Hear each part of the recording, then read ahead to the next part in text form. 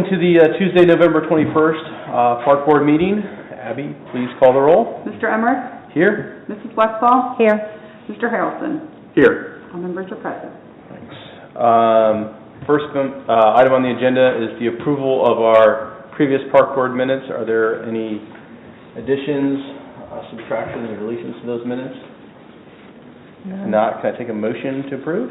Motion to approve. Second. All those in favor say aye. Aye. Aye. Motion approved. All right. Next, we'll head into our reports.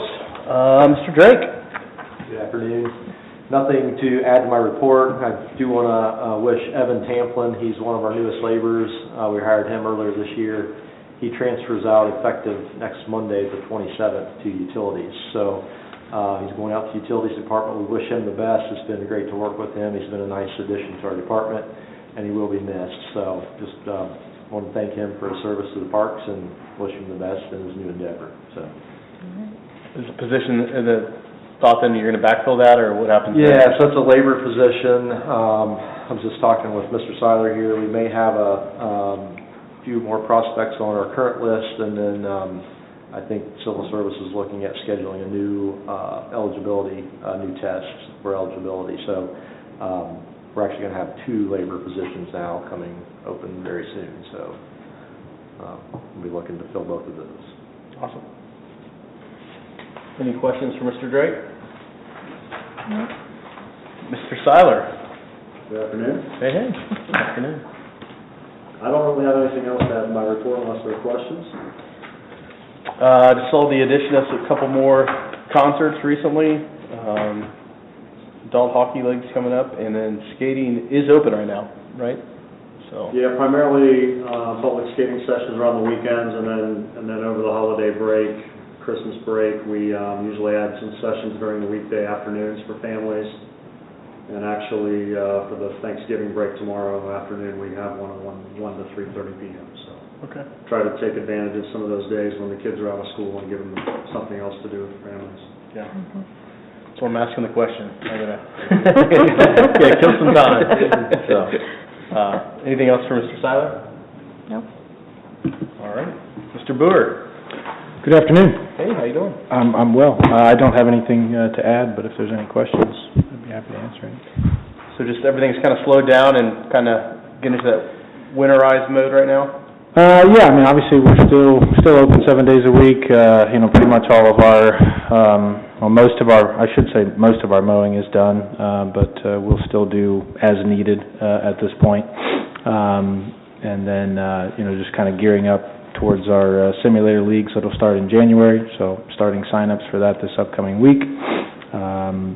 We had a little bit of a delay with Foresight Sports on the second simulator, but that has shipped out, so I'm just waiting on that arrival here in the next day or two, and then we'll get set putting that together.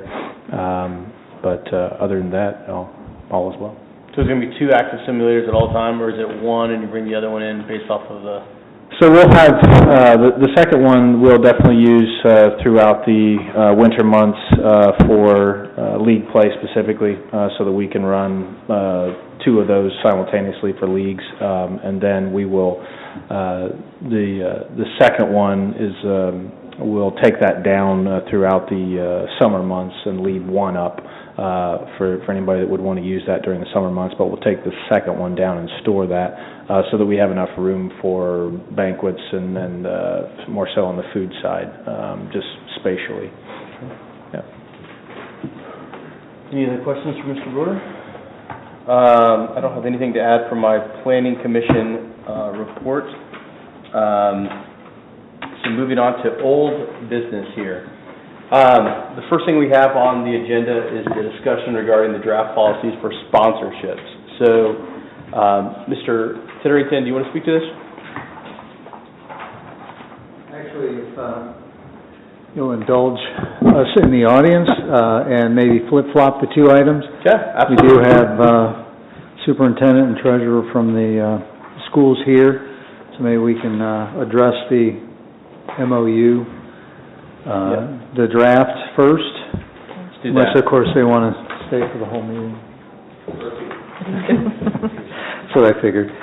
So in your packet, you have the latest iteration of the memorandum of understanding. This is substantially, I won't say identical, but it's extremely similar to, almost identical to what the Park Board considered, a couple of years ago? 3 years ago now? Yeah. 2020. Thank you. And just to go down the MOU conditions, the city would convey to the city schools the two parks, Hook and Campbell. It's approximately 8.25 acres. The city would then manage the ball fields once construction is completed on new ball fields. We would, and we owe you this, we're working on it, it's going slowly but surely, an interagency operating agreement. We're hoping that with Grant's help, we can get something that's comprehensive that maybe is all-inclusive, including the North Market Field ball fields, for example, and some of the other properties that we have. On the flip side, the Troy City Schools would provide 4 to 6 youth-side ball fields. We'd be losing 4 ball fields at Hook and Campbell, so they would be providing 4 to 6, emphasis on the 6, hopefully. It just depends on the design and the engineering that they can do with the properties, which my understanding is would be accomplished, the design work would be accomplished in 2024, now that the levy has passed.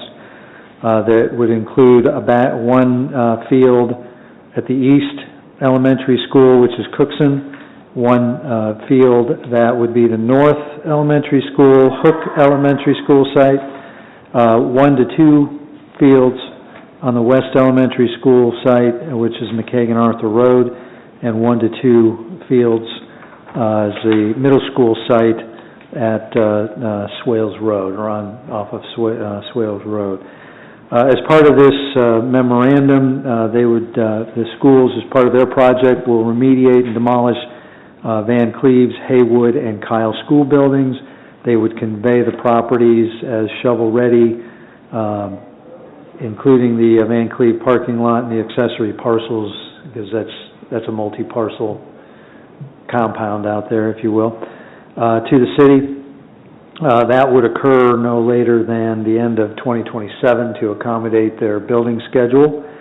And they would, of course, allow the city to utilize the ball field subject to the provisions in Roman numeral 1 for at least 7 years, after which, if something changes, then we would revisit this agreement. And if there's any surplus playground equipment that the schools believed to be surplus for their purposes, they would transfer them to the city, and we would repurpose those at one of our parks as necessary or as appropriate. This is an MOU.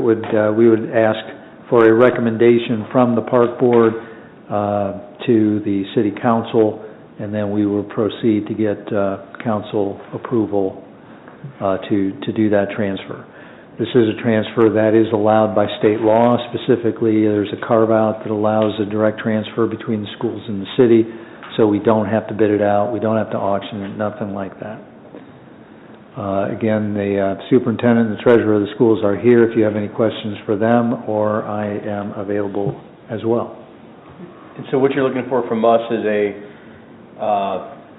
recommendation to City Council to proceed with this MOU, basically. That is correct.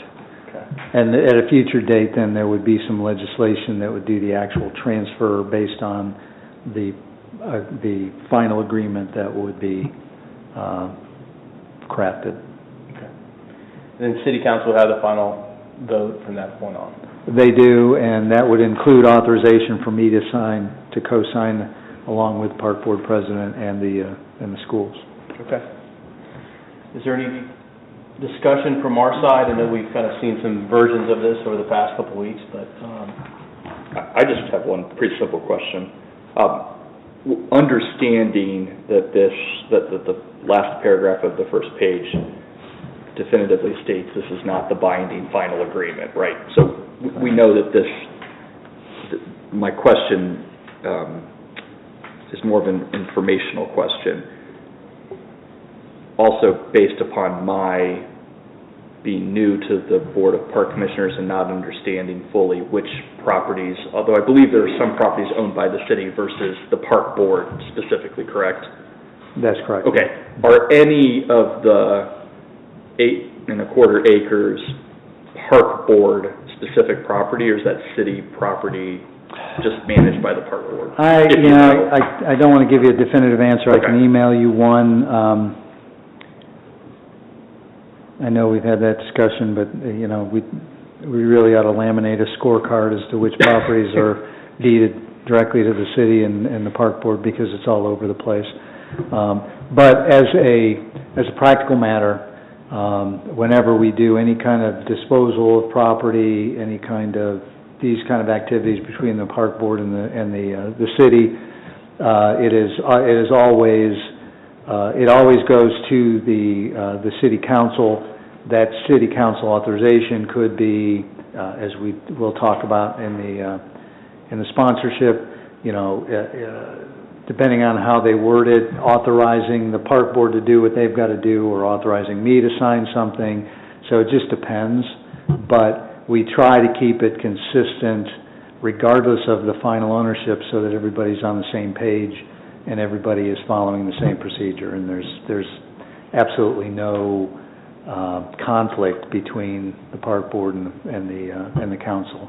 I guess there has never been, let's put it that way. Sure. If any of that acreage is titled in the Park Board, the city's going to need a definitive Park Board vote at some point to authorize that conveyance, I'm assuming? So that will be part of that next step leading to the legislation where the transfer is actually made. That'll come back to the Park Board, and then we'll consult with Grant to see exactly what kind of wording we'll want from the Park Board. Yeah, because it doesn't matter vis-a-vis this MOU, because it's an MOU that's not legally binding, so yeah. Okay, I was just curious. Susan, anything you No. have for? No. Okay. Well, I'll make a motion to approve this recommendation of the MOU to the Troy City Council. Is there a second? I'll second that. All those in favor say aye. Aye. Motion approved. Is that a roll call, Abby, there on that one, or? Nope, you did the all in favor and say aye. Aye. Okay. That's your motion then. Okay, perfect. All right. You could say all opposed, same sign, nobody says anything, so we know it's unanimous. For the record, it was unanimous. It was unanimous. Yeah. Thanks, guys. Moving backwards to the proposed policy for sponsorships, you have a one-page bullet point discussion piece. This was drafted by staff and reviewed and approved by Grant as a recommendation for the board to consider. Not to revisit what we've already discussed, but of course this came up with the football scoreboard sponsorship. The law director had some, I guess major concerns with how and what. I know that Mr. Drake has been contacting the vendor to work that out. Maybe we can hear an update there, but certainly for moving forward, these are the kind of criteria that, with your approval, we would put into a written application process. If I can go through it, just so everybody is clear on the record, any and all signage, like any city or private property, businesses, et cetera, have to follow the city codes. We have a sign code. Sponsorships this is, I don't know if it was arbitrary, but it seemed Grant felt it was a reasonable period of time of 3 years for any agreement, give or take.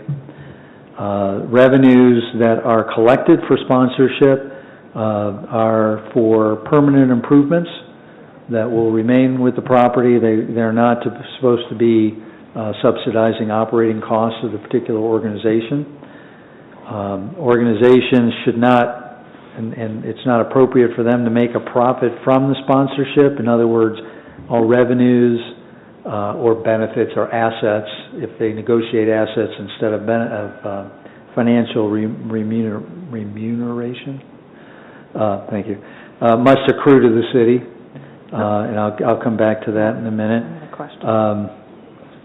To maintain some relativity between the sponsorship signage and the overall signage, and to make sure that the signage is for the purposes of whatever the recreational activity is. For example, a scoreboard, we're recommending that the sponsorship area itself not exceed 25%. Now, as an administrative rule, we don't exactly measure 25%, and if it's 25.1, we reject the whole signage. We do give a little bit of leeway, maybe 1% or 2 in each, but, Is that we try to standard? look at the spirit as well as the... Is that a standard City of Troy thing? Or is that new for standard the for what? Not being signage? totally exact, or the 25%? The 25%? The 25%, it varies, but the closest example of where we do use that standard is the LED signage compared to overall signage, where we will allow the LED as a part of a ground sign, for example. It doesn't come up that often, but again, in this case, because we're dealing with a scoreboard, and that scoreboard has sports information on it, the sponsorship area should be, we feel, a subset of that and not overwhelm that. Jeremy, do you remember what the football sponsorship, I know it's less, I believe it's less than 25% of the overall, just so you have a perspective. Do you ask the question because you're concerned about the percentage, or just the fact that there's a percentage? Yeah, I'm like, I know you're going to give a little leeway, but let's say it's 30%. Would it be nixed because it was 30%? Well, it could be if it, and some of it's going to be where they're placing it, what the signage is, can that signage be reduced without affecting the message?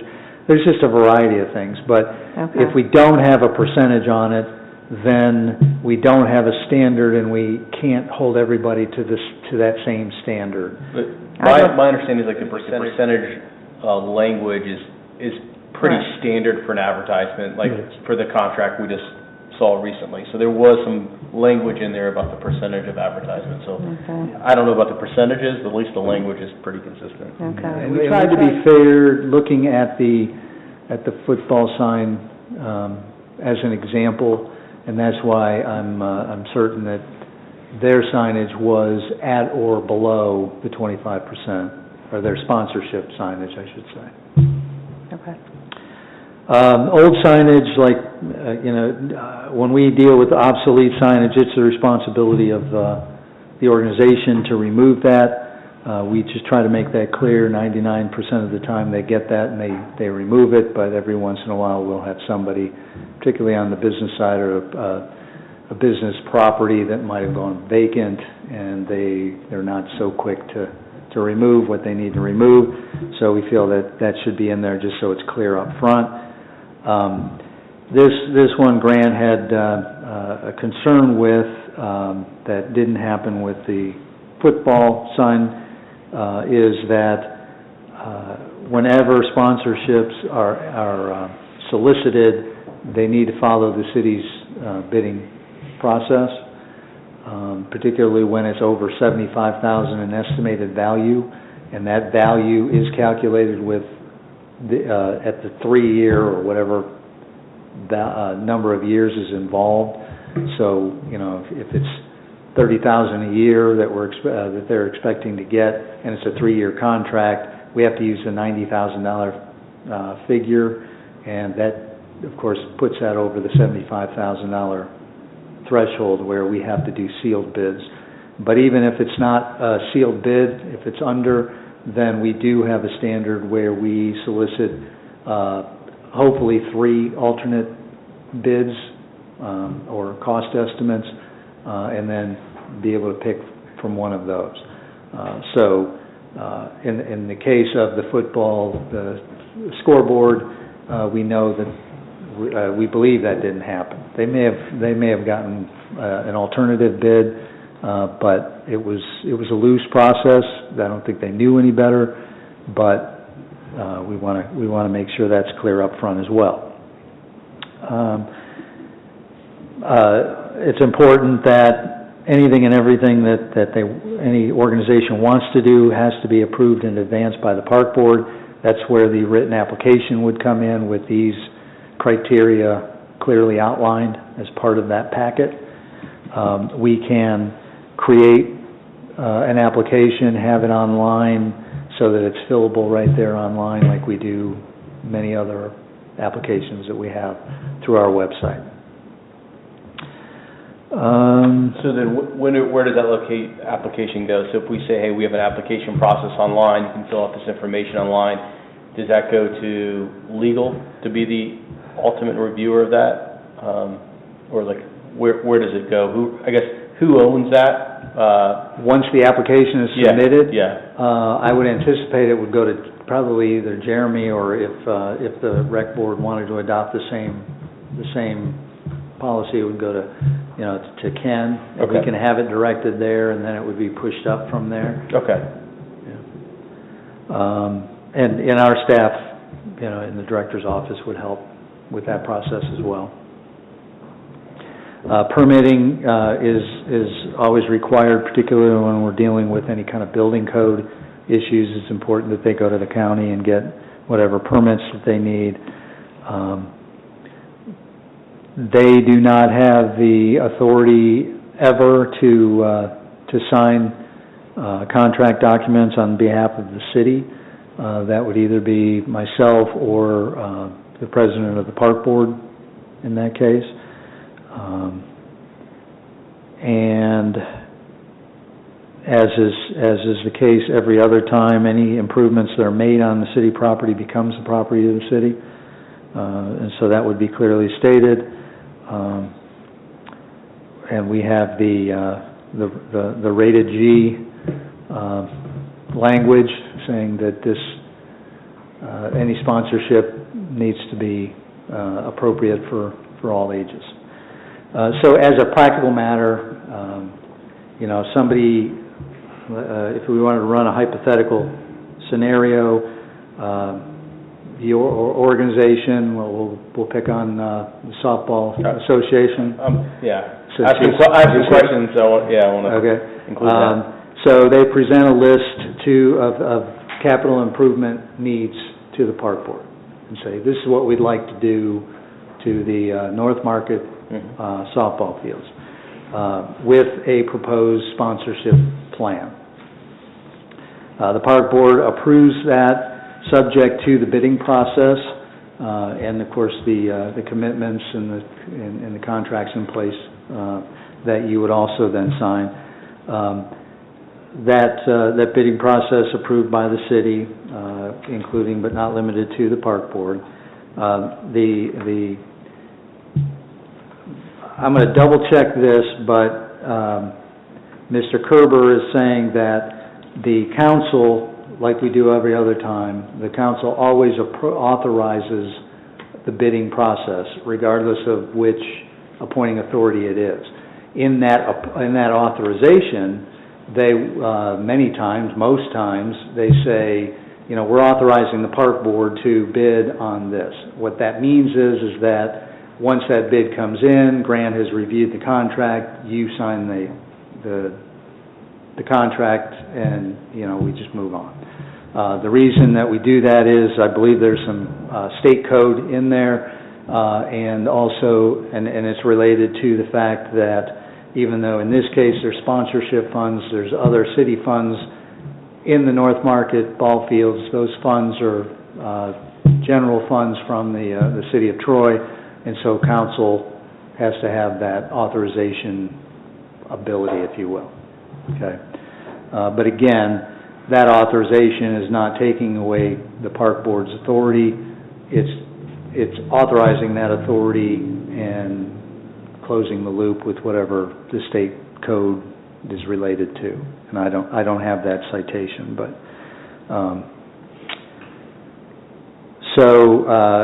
like any other bid, once they're open and evaluated, our standard by state law is it's the lowest and best bid, which is a good thing.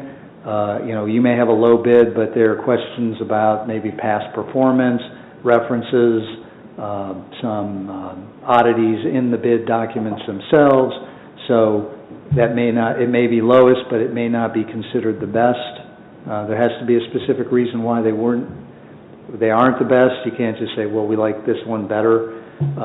So that's a standard that very seldom used, but it is a legitimate standard that can be used.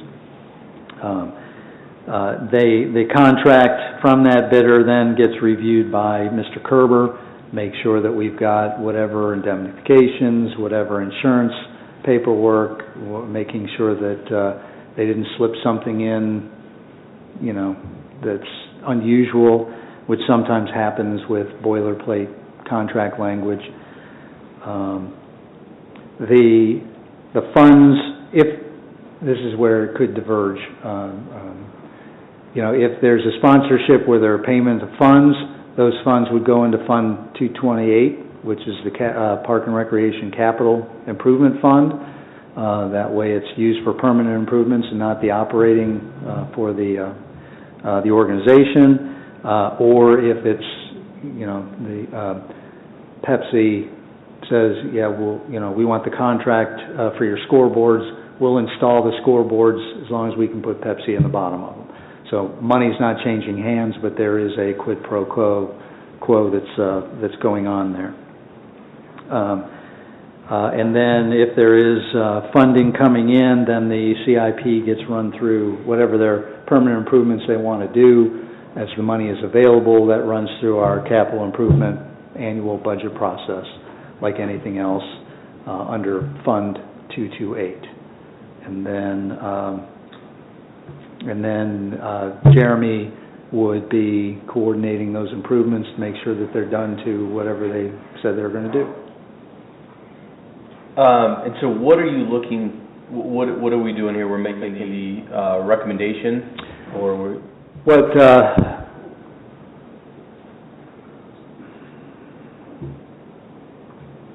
What I'm looking for now is, if you're agreeable to these bullet points and this policy, then our next step would be to devise an application process. I apologize, I don't know that this needs to be approved by the council, so I want to check on that with Grant. I'm not sure why, but, I always want to make sure we go through legal. I think you can understand that, Mr. Harrelson. Abby, I know Sue has talked to Grant a couple of times. I don't recall if it needs to or not. Okay. But one way or the other, we would get it back to you if you're okay with these parameters in a form that you guys can officially see, and then you'd either approve it at the park board, or we would take it to the council and have them bless it if that's necessary. Okay. Even. Do you have any questions? I have questions, but it's more of an issue of kind of that old idiom, don't let perfection be the enemy of good, in the sense that, this is a pretty decent set of principles for it, and if, understanding that the park board can make some modifications to this as we go, and if this comes back in an application form,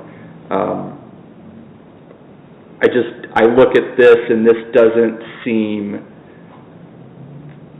comprehensive enough to address all possible scenarios, but that doesn't mean it's not a good starting point. And, part of, obviously, you're joking about running it through legal, part of my own personality, if you will, is looking at these things and kind of thinking of these different scenarios that could exist or alternate scenarios that might come up, or vague terms in here and how that might be interpreted in various situations. But I think it's a relatively decent starting point to look at it. I just want to make sure that the ability for the park board to maximize sponsorship opportunities in the future for revenue generation and improvements to our park systems is maintained within having revenue that we can realize stay within the park system and improve the park system.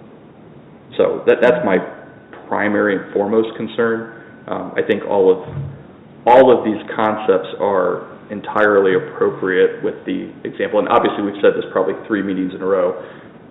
We all understand that the football parents didn't intend to do anything wrong. They were politely ignorant as to the restrictions for these public contracts and things, but it's a good housekeeping thing that we need to get resolved. I have a question about the fourth bullet point where it says, shall not make a profit from a sponsorship. So let's say they want to put up new benches or something, and it costs $10,000, but they raise $15,000. So that goes back into that 228 fund, available to them again down the road if can they add to that amount for the next thing, or is that gone for them specifically? Well, it's not going to be specifically earmarked in 228. I mean, it's not on deposit. It's not their own bank account. Fund 228 is for, park and recreation improvements throughout our system. But certainly, if they are able to exceed with sponsorships what they've spent, I know we'll keep track of that. I'll speak for Mr. Drake. And certainly if something in the future, that's going to go to their credit. Okay, I would at least in hope that. goodwill, so that we know. Yeah, because as a fundraiser, that would be a big I mean, if you're working your butt off trying to raise money and you go over, yay, you get excited about that, but then you don't get to use that. That would be disappointing to me and hard to fundraise. Sure. Specifically for, but, okay. And then the other question I had, signage-wise, somebody signs a 3-year contract for the football fields or whatever, does that sign stay up year-round, or does that have to be taken down at the end of the season, or that can remain up? No, that's, if they're complying with the rest of our sign code, which they have to, there's no provision that has to come down and go up and down. Wanted to make sure that was the way it was. Okay. We have Mr. Beeler right behind you, and obviously he's going to come up and give a presentation here about Troy softball parents and some of the fundraising they're having. So, can I bug you about that real quick, Mr. Beeler? Can you come up? I mean, I know you haven't seen this document, unless you got bored and you got us some light reading from the October meeting, which I guess you didn't. But obviously, we're trying to put some parameters around the fundraising, the signage, the marketing. What I don't want to do is, I don't want to inhibit your good work, your goodwill, your ability to go out and get some of these sponsorships. But you think if you had a little more structure around, hey, this is specifically what I can offer you back, do you think that is what right now fundraising is looking? Right now, all I'm offering is what I presented at the meeting back in August, September when we met, was a donation wall where we will have like a 2x3 sign with a list of names on it, of people that donated at certain levels, and then there are 3 levels where they'll just have like a 6-inch round aluminum plaque with their name on it. It doesn't necessarily say what they donated, but they're at that level. And where I got that from was where you and I had talked about signage before, and you had said, well, it can't, be that big, you said something about like a 8x4 piece of plywood or something that we could put signs on during the games and put up and down. So I thought as long as we had something that could go on the back of the dugout or the side of the dugout that just recognized donors, that we would be okay with that. It's not something that is easily read from the street. You would have to be right up against it, right in front of it, to be able to read it, so. Yeah. And something like that would be appropriate. It would certainly, if you're looking at the dugout, fit well within the 25%. The sensitivity there are 2 sensitivities from the general city standpoint. One is aesthetics, and the other is the profiting off of public land. Sure. So those are 2 things that we have to keep in mind. So in the case of the sponsorships, if it's done in a permanent material and it's on the dugout and it's something for the walking folks to be able to read and understand who's contributed to the project, that would fit within that policy, no problem.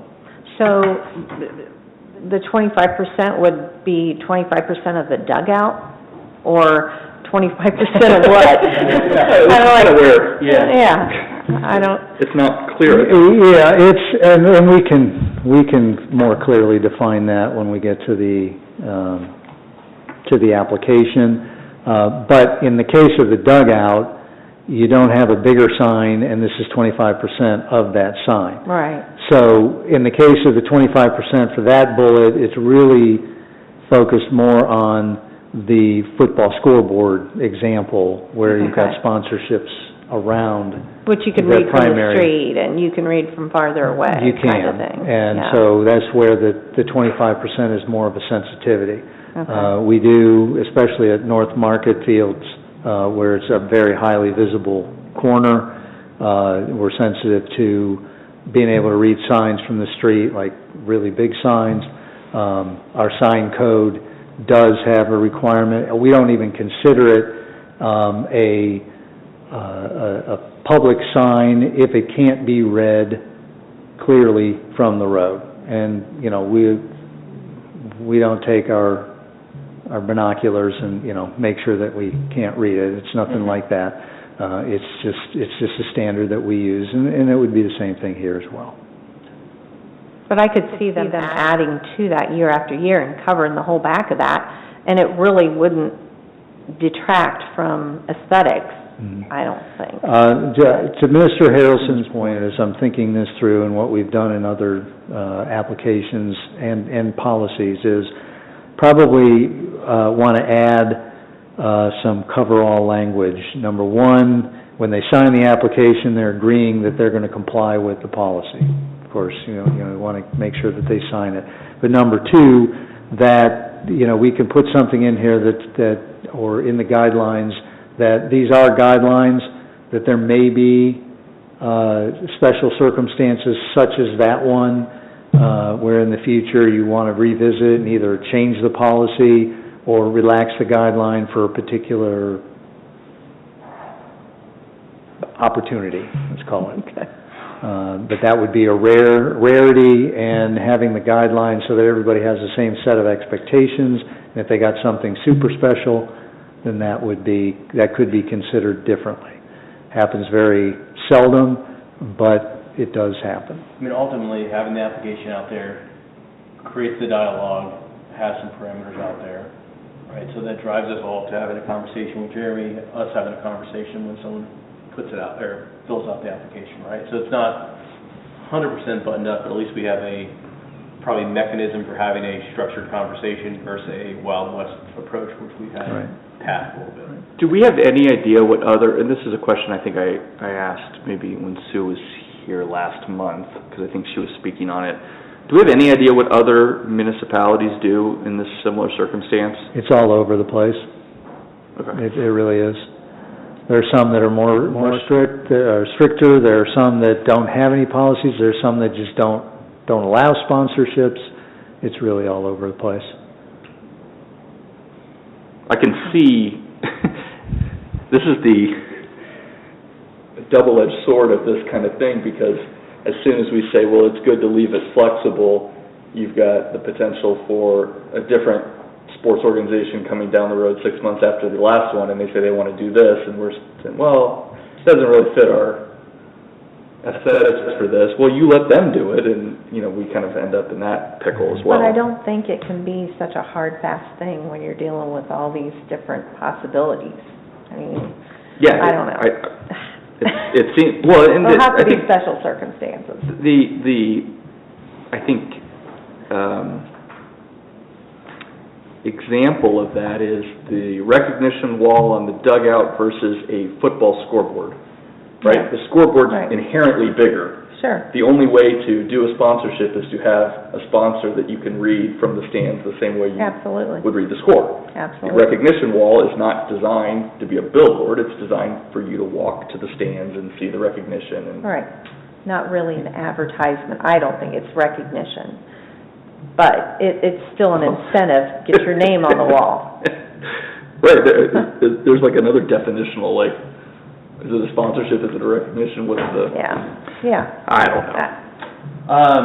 So you do not need there's nothing you need to vote from us, it's just more of the discussion point on the agenda, be okay to move forward with sample application and review at a later date. Yeah, this doesn't have to be a formal thing Okay. today.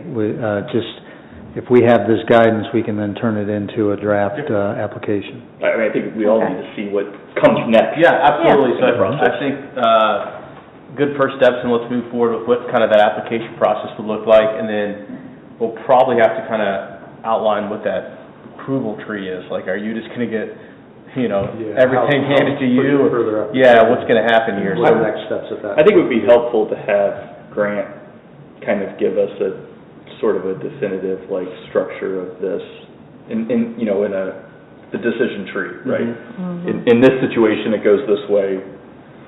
I think too, could I just interject Yeah. one point real quick to Mrs. Westfall's point? This is for sponsorships on like real property, on scoreboards, on the advertising side, things that are gonna be more permanent. That doesn't mean that like the softball and baseball boosters and the parents associations can't fundraise on their own still with like the baseball boosters do the mulch sale, which could be separate. So the sponsorship funds could be earmarked to go into 228 for Park and Rec Capital, separate from the individual organization fundraisers that would go into their own accounts. Sure. So like that mulch sale is totally separate from anything Park and Rec Capital. And to your Right. point, that way if they did earn additional money, that money goes back into, it could be uniforms, it could be equipment, it could be Sure.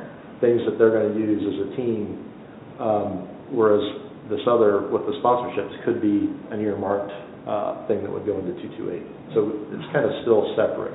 I don't know if it's quite that black and white since we're dealing with sponsorship naming or name rights, and it's still on our property, and I think that's where Grant needs to weigh in a little bit further, and that's where it gets muddy. Because, I was thinking when you were asking that question about, a couple of the organizations already have accounts outside and they want to make improvements to the ball fields and all they want is our permission and the acknowledgement that whatever they do becomes our property. I mean, that's happened before in various Right. parks. It's when we now have visible sponsors and naming rights and that kind of thing that's taking it to the next level. And it used to be that, no, we just didn't do that at all, but recognizing the atmosphere, the environment, the day that we're in, and that this does open up a lot more funding opportunities that's where Grant has weighed in, and we're trying to kind of come to some common ground, if you will, while not violating the state law. And I'm sorry, Patrick, I know you spoke to the bidding, but I've been thinking about other things since. Is there a threshold for bidding? There is a threshold for formal bidding, meaning it's got to be sealed, it's got to be submitted by noon on this particular date, It's like a otherwise road project kind of thing? anything like that, and that's $75,000. So if it's less than that, what's the If it's process? less than that, then the process is that we expect that they're going to give us at least 2, if not 3, alternate bids so that we understand who it is and that there was a competitive process here. Same kind of thing, but in this case, it's probably in reverse. You know, we want the opportunity to sponsor, and not being exclusive if there are multiple entities out there. You know, I wouldn't want, I think we'd be sensitive to one of our hospitals having one opportunity, but not opening it up to both, or all of our medical facilities, if you will, whether they're urgent cares or, you know, just as an example. And that is state law, that it still has to be bidding under the 75? It's not an absolute state law, it's just a best practice to do that, and it certainly saves a lot of headaches later. We don't have the absolute, though, best and lowest. We can still go with whoever we like, but it shows that we're trying to keep an open process, and we're trying to be fair to everybody.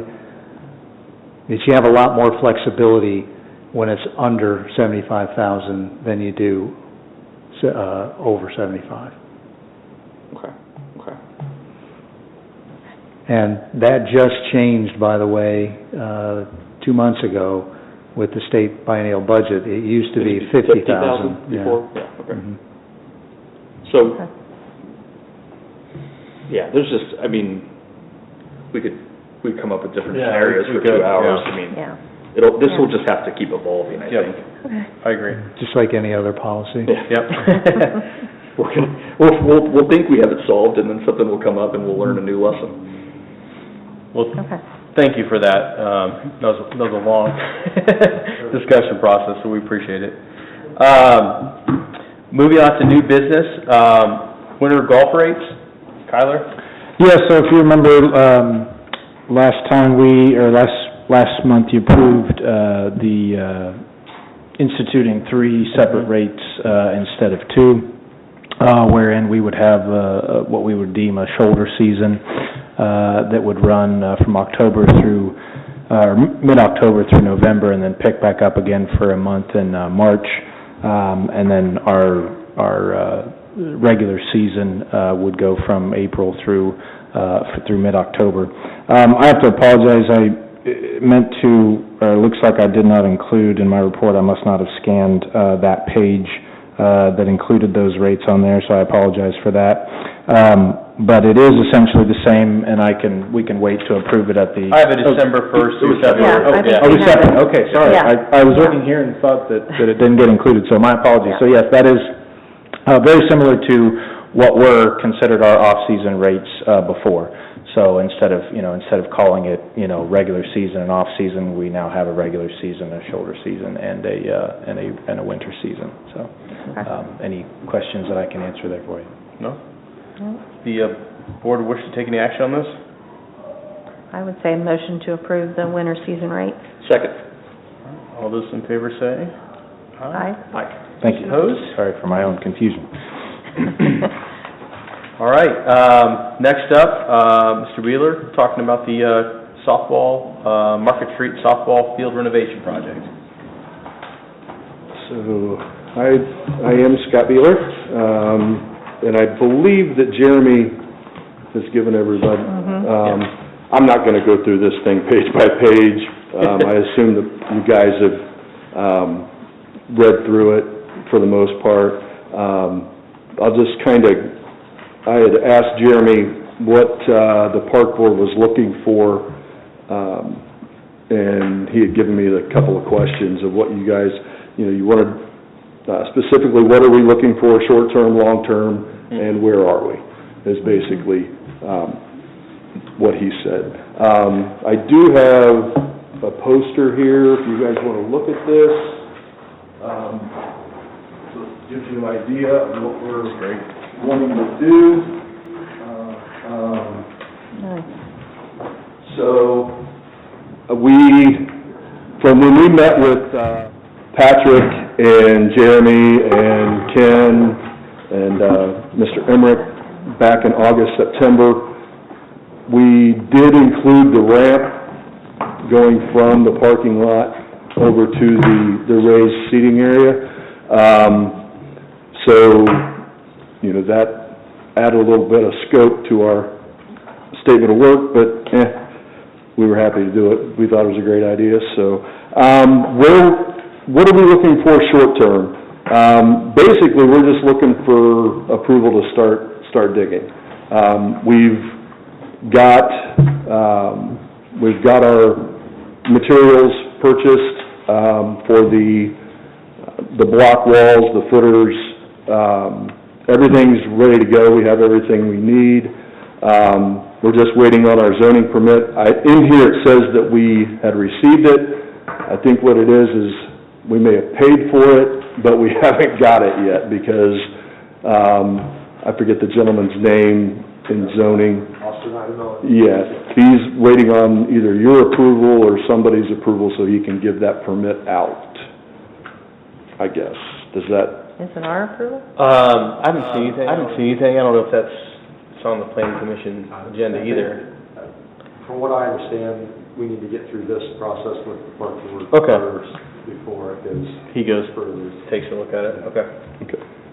So, you know, like, I'm on, heck, I didn't have page numbers on here. So, you know, like I said, we have all our materials, we're ready to go. The guys were there on Monday laying out, where they need to dig. They were marking and pinning.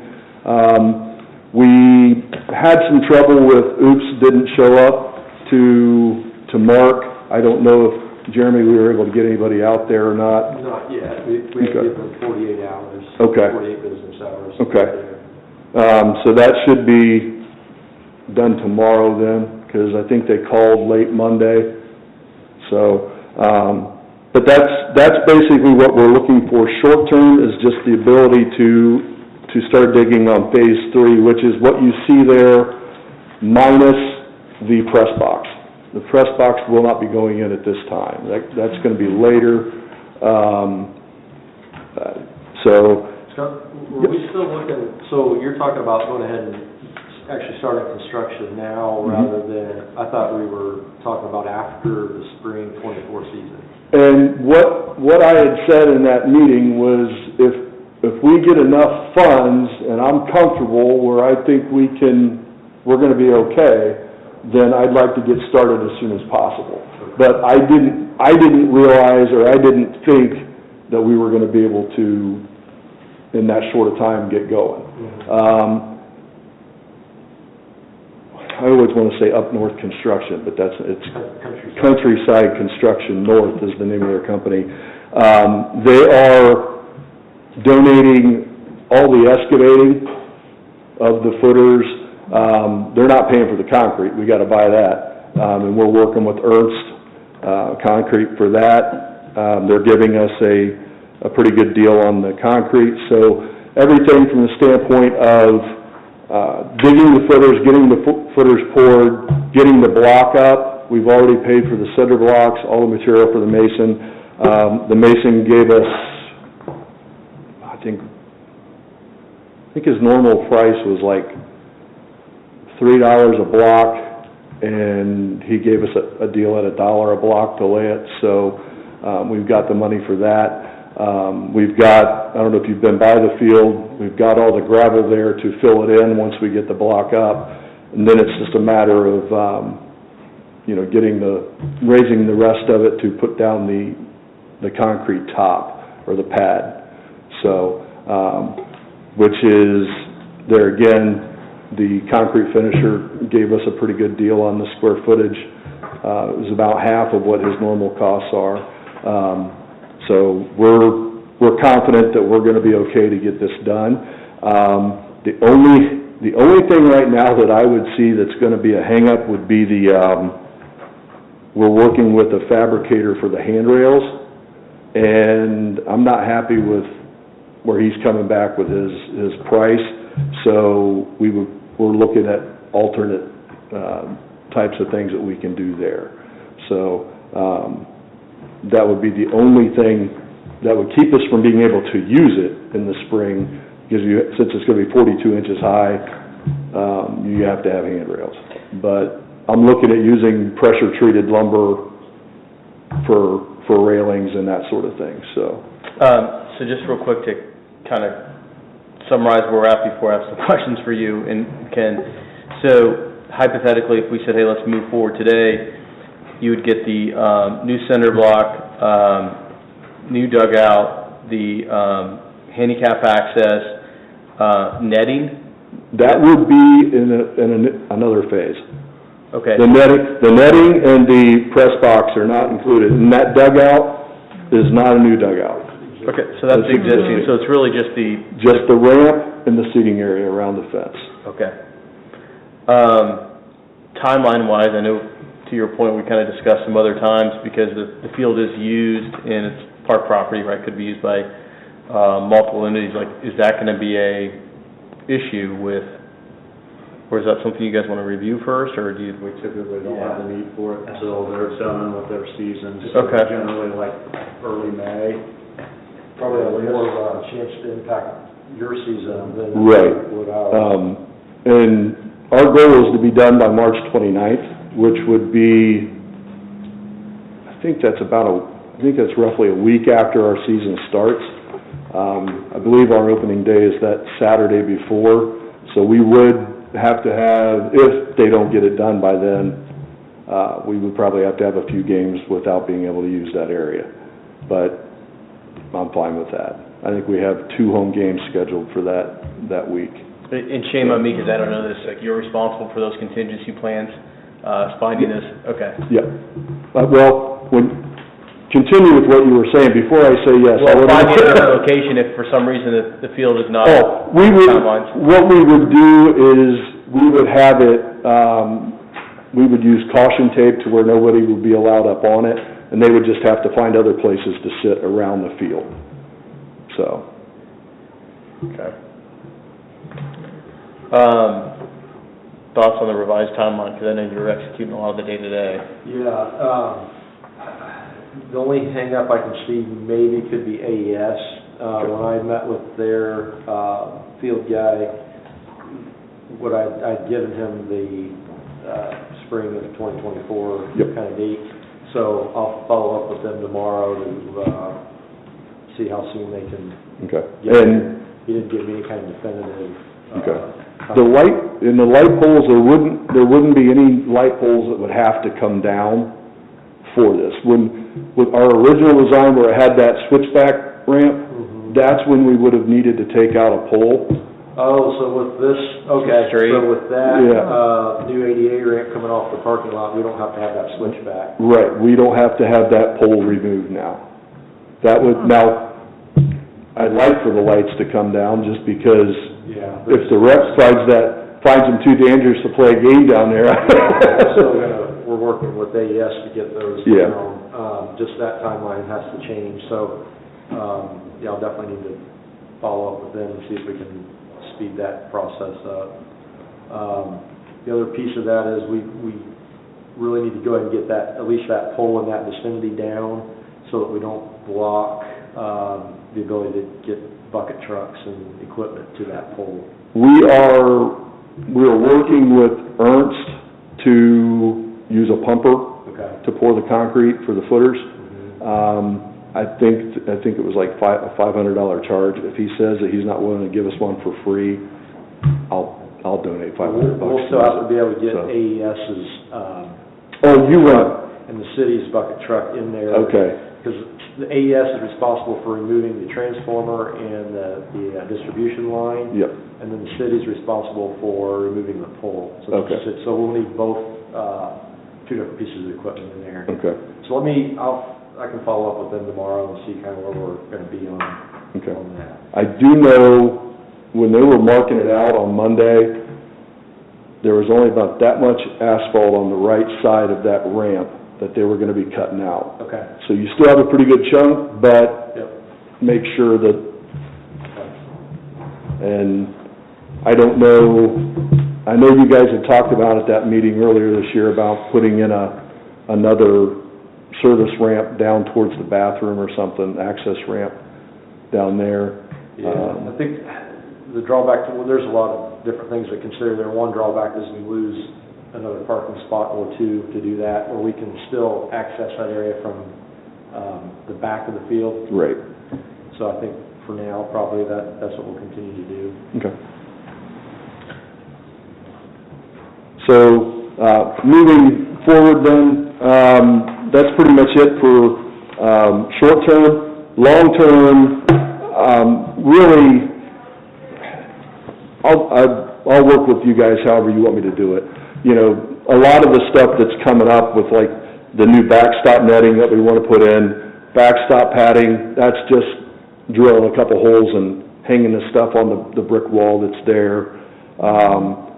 But the big one that I see in the future would be when we, in a couple of years, if and when we get the money for the dugout extension for a locker room, that would probably be the one where I would come back and want to talk to you guys about that. There again, that's more of another construction project, where everything else, I think, falls in line with what we've done before. When we want to put in the warning track, I think that would just be something that Jeremy and I could work together to time out whenever it was good for him, or the parks. You know, I think we've had a pretty good working relationship over the past 7 years.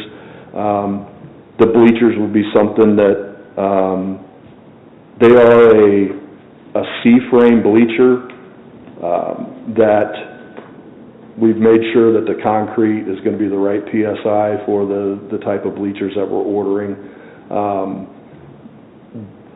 For the warranties to still be good, we do not have to they don't have to be the ones that do the installation, we can do it ourselves. So, you know, that's a $15,000 savings right there. So, but, it would still be warranted, so that's a positive there. The removal of the old press box and putting in the new one, that might be something that I need to come back and talk to you guys about.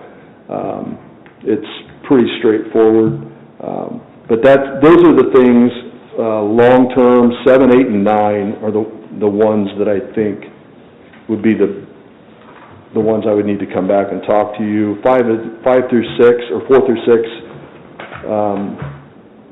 they're pretty straightforward. So Abby, what are you looking for on us for this? Is just is there really a motion to be made here, or is it just the acknowledgement that? I feel like there needs to be a motion to allow him, to start phase 3 of the project. And in turn, he's asking to do some of these things without park board approval, just wanting to work with Jeremy. So you're going to have to make a motion for him to be able to move forward without coming back to you on like phase 4, 5, and 6. Yeah. And work with Jeremy. Jeremy, it sounds like a lot to put on you. Yeah, I was gonna say, I think I would rather, if it's Just okay, do I phase think let's 3? just do this phase by phase. Yeah, I think that's a great idea. Yeah. And we can kind of address that That's fine. as Scott and I talk, there'll be certain things I feel like, especially those bigger phases, we need to come back to the board for. Yeah. So I think for now, just a phase at a time. So I guess So I'd be, now phase 3 is what you're going to make a what Yeah. you're needing to decide then. yeah, I guess I'd be okay with, making a motion to move forward with phase 3, you know, contingent on the fact that, you've worked out the utilities, the timelines with Jeremy, and that the stuff with Austin is all done correctly, so that we're following that process. Is there anything else you think I'm missing there, Jeremy, as far as those 3 things? Okay. And then just discussion and understanding as we hit those other phases, you know, let's make sure that we just have that discussion, because we can do it relatively quick. We understand the Right. bigger process now. We just want to make sure we're not putting too much on anybody's plate, right? And do you want me to just leave that at, I'll email Jeremy and say, what do you want me to do? Do you want me to go to the park board, or do you want to approve this yourself, or? I think it's probably okay, Is that- right? Okay. Will, anything from you on that one? Okay. So, did you get that rambling? You made the motion. I'll make a motion. Okay, I'll second that. All right. Okay. All those in favor, say aye. Aye. Aye. Opposed? All right, approved. Motion approved. Motion approved. And I just want to put the contingent that we get the utilities worked out and Austin stuff comes back okay too. Yep. And I want to say thank you for making this Yes. so clear. It was very easy to read, and nice job. Yeah.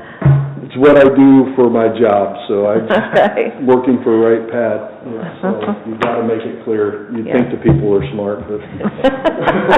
Exciting, thank you. Yeah. We have your drawing up here. Thank you. Yeah. Next item on the agenda is the discussion of the fishing agreement at Duke Park and the Ohio Department of Resources and Wildlife. Jeremy? Yeah, so I was contacted by Mike Porto. He's a fisheries biologist with ODNR, Division of Wildlife. They have started a statewide initiative to create more public fishing locations across the state, as well as helping people to learn how to fish and enjoy the outdoors.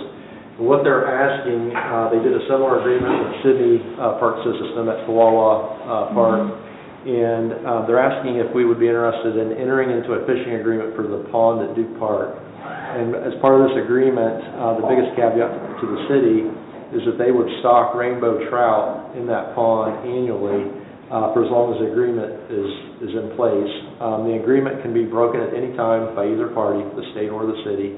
I sent you've got a copy of a sample agreement, sent that to Mr. Kerber for review, Mr. Titterington. The only thing that Mr. Kerber had commented on was on item number 3, the hours of fishing. They had it a lot more broad and didn't have it specific to when the park, because we closed, to park hours. So he made that amendment with the wording. If there were anything else, any other items or anything else that the board would want to see changed or added to this, they would be willing to do that.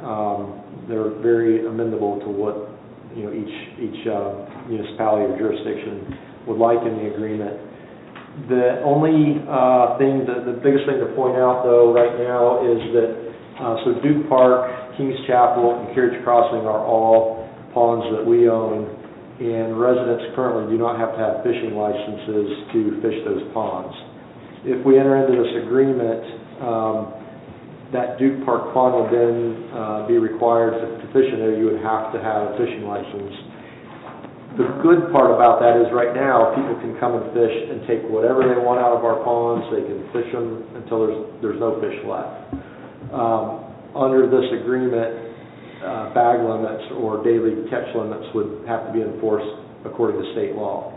So that would put a limit on the number of game fish, if you will, that residents can take out of this pond. So that's what we're being asked, is just if the city the park board would be interested in entering into an agreement where the state of Ohio Division of Wildlife would come in and stock the pond annually. This would be kind of a PR thing for them. Again, it's a statewide initiative that they would advertise. And the other caveat for us too is that there is a wildlife officer, one per county across the state.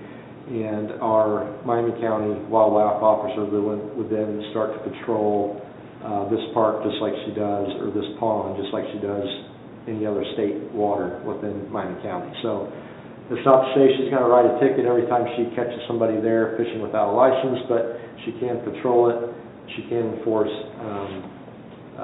limits, fish catch limits, and I'm sure would have conversations with people if they weren't fishing with a license. Are you talking about the pond right by the entrance?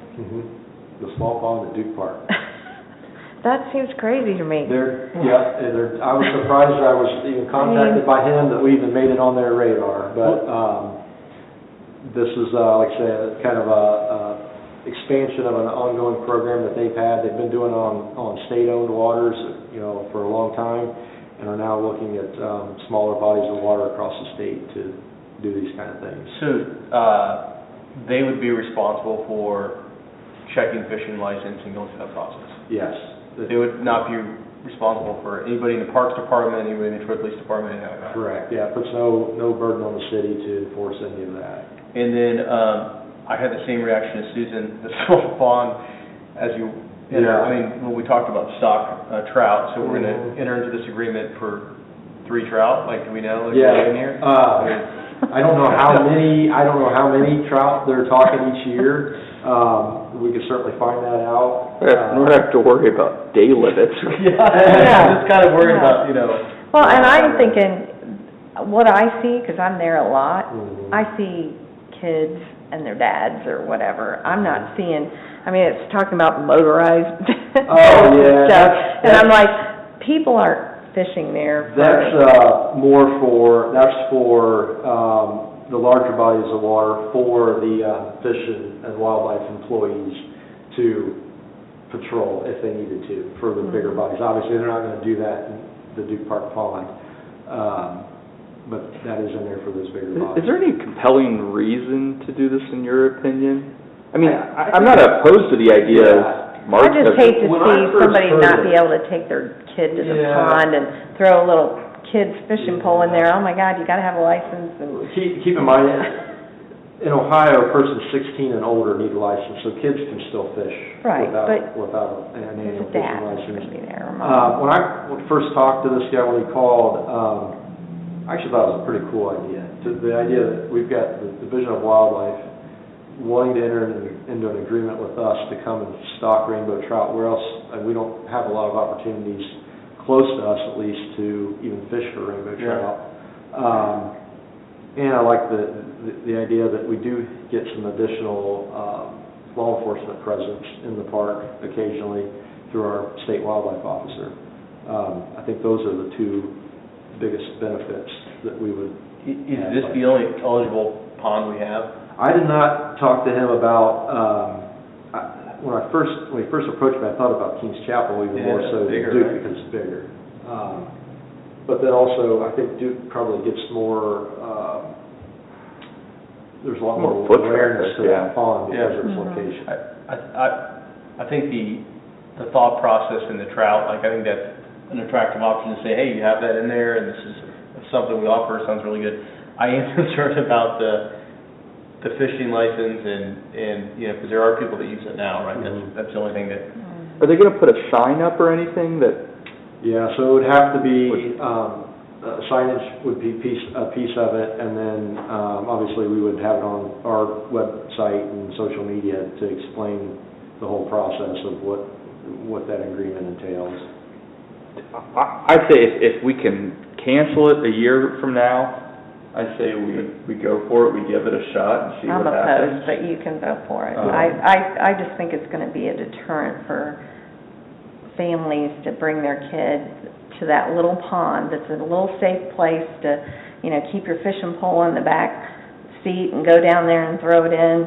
I don't think those people are looking to catch rainbow trout. That's my opinion. What's in there right now? We've never stocked it, so I've seen people pull catfish and Yeah. koi and, Yeah. This is whatever someone Bluegill. dumps. Bluegill, that's what I've yeah. seen people catch out there, bluegill. There are some people that bass Carp. fish, but I don't know there's a ton of bass in there. Probably carp. Probably. so the thought process is we can cancel this at any time, though. It can be canceled by either party. And we can at any time. enter into it at any time? At any time. I mean, let's figure out, like, what are 12 goes. Let's figure out how much, like, trout we're getting. Like, are we getting 1 a month, or, you know, I don't know if is the juice worth the squeeze, right? Yeah, On that. I do know it's just looking at one time annually in the spring is when they would come in and release the trout. So, if we want to, you know, if you wanted to table it for now and get more information on that specifically, we could come back. We've got, really through the winter to make a decision, and no rush they wouldn't do this until March or April timeframe. I would probably be in that boat, is like, let's table it, let's ask a couple more questions on it, just because I don't know if I want, to Susan's point, having everybody have to jump through all those hoops if like I said, the juice isn't worth the squeeze there, right? If we get 2 fish out of this and a lot of headache, that kind of worries me a little bit. I love the idea. I just want it to be It sounds exciting. a free, easy place for somebody to take a kid to go fishing. Yeah. I see that being a deterrent, but that's just my opinion, because that's what I've seen around there a lot, is, it's not serious fishermen over there trying to catch big fish, but would that attract serious fishermen over there? Maybe it would, I don't know. But I just want it to be a simple place where you can take your kid to go fishing, and if you catch something, great, if not, great, it's easy. Yeah.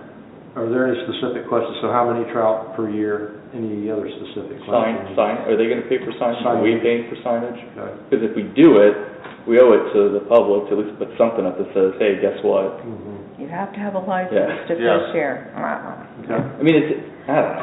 It's an interesting idea, but it also seems like just a whole lot of work for, is this, I think to Susan's point, is this gonna end up ticking off more people than would now come over and use it? Yeah.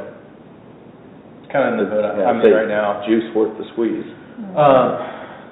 Let's try to get some more information on that, so we can have some numbers, and then, is there a grace period if we enter into this? Like, do they give people 6 months' notice to get their fishing license? Do they just jump right into it? Is it just immediate? I know a lot of people have fishing licenses out there, but to Susan's point, not people probably thinking they're fishing for carp and bluegill at Duke Park, may not, so. Okay. Abby, is there anything that needs to be done there? We just We'll just table it. table it for now? Yeah. Okay. That's it. Other than that, is there a motion to adjourn? So moved. Second. All right, with that,